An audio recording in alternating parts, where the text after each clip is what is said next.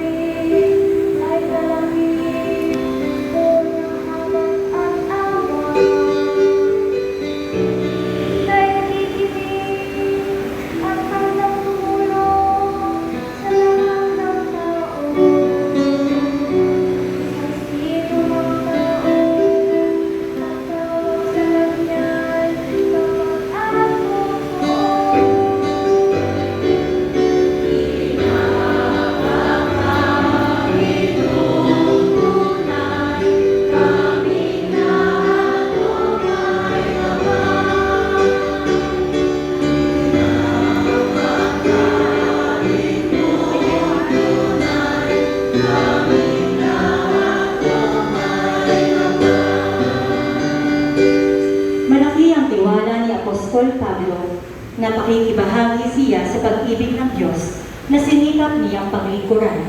Sa kabila ng mga pagsubok, buong kaligayahan niyang ipinahahayag Walang makapaghihiwalay sa atin sa pag-ibig ng Diyos. Ikalawang pagbasa. Pagbasa mula sa aklat ni Apostol. Pagbasa mula sa aklat sa mga Tagaloga. Mga kapatid, sino ang makapaghihiwalay sa atin sa pagmamahal ni Kristo? Ang paghihirap ba? Ang kapit-hatian? Ang pag-uusig? Ang gutom? Ang kahubaran? Ang panganib o ang tabak? Hindi pagtagumpayan sa pamamagitan niya na nagmamahal sa akin. Sapagkat naliliyak ko ang kamatayan, ang buhay, ang mga anghel, ang mga kapatutuan, ang mga bagay sa kasalukuyan, ang mga bagay na darating, ang mga kapangyarihan, sa kataas-taasan, ang panaliwan, o ang alinmang nilalang ay hindi makapaghihiwalay sa akin. Sa pag-ibig ng Diyos, pag-ibig niya sa atin, sa pamamagitan ni Kristo, Jesus na ating Panginoon. Ang salita ng Diyos. Salamat sa Diyos. Magbigay nga lang po tayo sa mabuting balita ng Panginoon.